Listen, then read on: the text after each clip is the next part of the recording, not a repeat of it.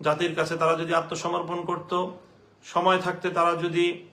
জাতির প্রাণহানির আত্মঘাতী পথে পা না বাড়িয়ে যদি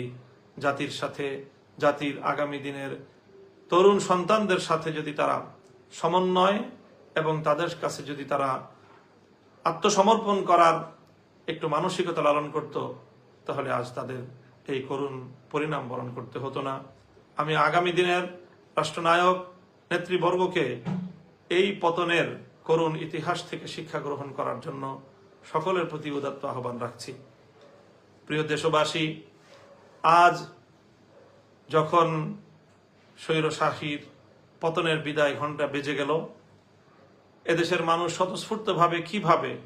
তাদের যে ক্ষোভের বহিঃপ্রকাশ ঘটিয়েছে,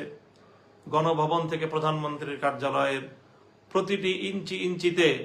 এদেশের